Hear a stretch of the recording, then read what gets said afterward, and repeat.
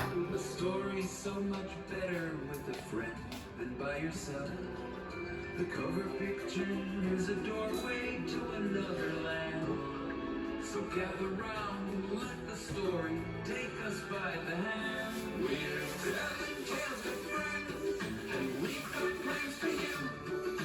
Gaga's playing Goldilocks, this fairy's peekaboo. Here's Silly, Larry, and our Harry, great to have you all. The stories are for everyone, young, big and small. Tales and Friends. Beauty and the Beast. The Prince and Beast is played by Peekaboo. Beauty is played by Giggs. The Forest Fairy is played by Tilly. The servants are played by the Color Crew. Once upon a time, there was a prince who wasn't nice. He was rude to everyone.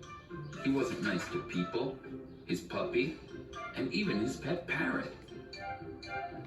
One day, when he was riding his horse, he came upon an old lady with a broken cart. The wheel had fallen off, and she needed help fixing it. "Would you be kind enough to help me with my wagon?" the old lady asked. "I don't have time for your broken wheel," the prince said. "But how will I bring this food to the needy children?" she cried. "I don't have time for needy children either," the prince shouted. Just then, the old lady got mad. She took out her wand and held it in the air. "I am a forest fairy," she roared, "and because you are so mean, I will teach you a lesson and turn you into a wild beast." She pointed the wand at the prince and, in a flash, transformed him into a big, hairy beast. "I will release the spell if you can be nice to someone," the fairy said before flying off. The prince, who was a beast now, ran back to his castle to find it was enchanted as well, and his servants had also been put under the spell. His butler became an old clock. His cook was now a pot. And his maid was a feather duster. Now, the beast became even meaner than before. But his servants, who knew that only if the prince becomes nice, they could reverse the spell, tried to help him anyway. One day, there was a knock at the door. It was a beautiful, poor girl named Beauty. She was asking for a job as a maid. "Go away," the beast roared and hurried away. As he ran, he stubbed his big toe on a stool. "Ouchie! Ouchie!" he cried, hopping around on one foot. Beauty ran inside to look at the beast's toe. "You need some ice for this," she said as she ran into the kitchen. She soon returned with a pack of ice and wrapped it around his toe. "Why are you kind to me?" the beast grumbled. Beauty just looked at him and smiled. "I think you should always help people in need, even if they're mean," she said. "Not me," the beast roared. "I don't help anyone. Leave here at once."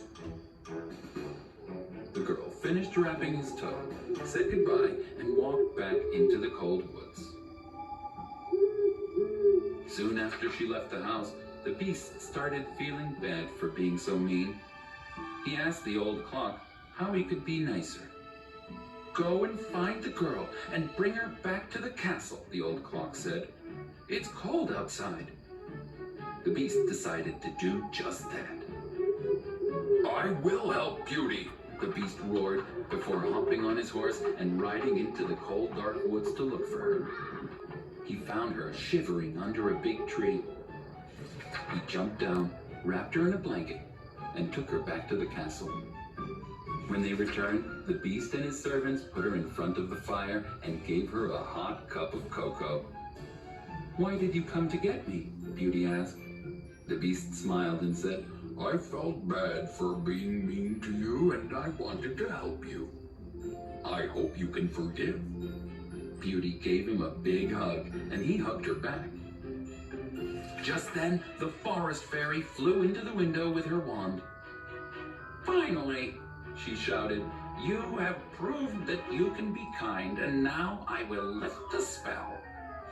She waved her wand and transformed the beast back into a prince, and the servants back into humans. I have learned my lesson, the prince exclaimed. I will never be mean again. Everyone jumped for joy and lived happily ever after.